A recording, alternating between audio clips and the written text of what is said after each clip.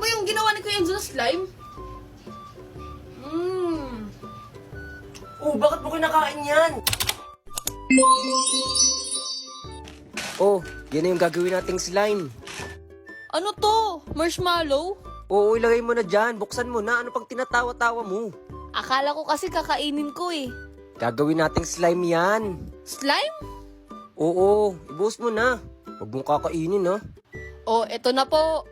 Kasi gusto ni Lolo makakita ng slime na nakakain. Oh, talaga? Oo, gusto niyo daw matikman yung slime eh. Kaya gagawa ako ngayon ng slime na nakakain. Lalagyan ko to ng mantika. Di ba may na-microwave to? Oo, ima-microwave natin to ng mga 30 seconds lang para matunaw yung pinaka-marshmallow. Eh, paano pag walang microwave? Pwede din sa kawali. Ah, so pwede rin sila makagawa.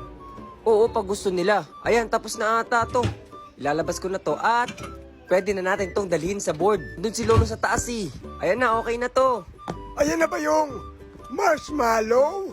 Opo, Lolo, yan yung niluto namin kanina. Niluto o ininit? Ininit po sa microwave. Opo, Lolo, para matunaw. At nilalagyan ko na po ito ng cornstarch, Lolo. Para saan nga yan, Kuya Enzo? Para hindi maging dikit-dikit at malagkit na katulad mo, Troy, dyan. Oo nga naman, ang lakit-lakit mo na oh. Ang init-init po kasi.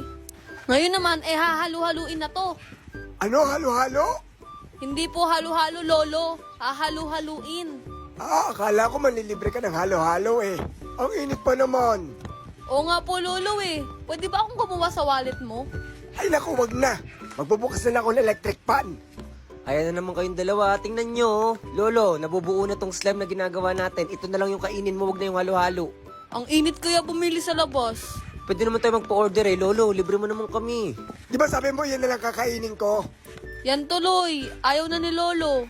Ayaw lamang libre ni Lolo. Tingnan mo, Lolo, na-stretch na siya, oh. Ah, talagang mukha na siyang slime. Ang galing, oh.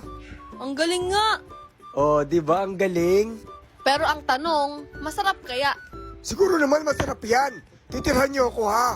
Papabalang ako saglit. Opo, Lolo. Akong bahala sa inyo. O sige ha. Okay. Oh, ito ba yung ginawa ni Kuya Enzo na slime? Oh, bakit mo kinakain yan? Bakit?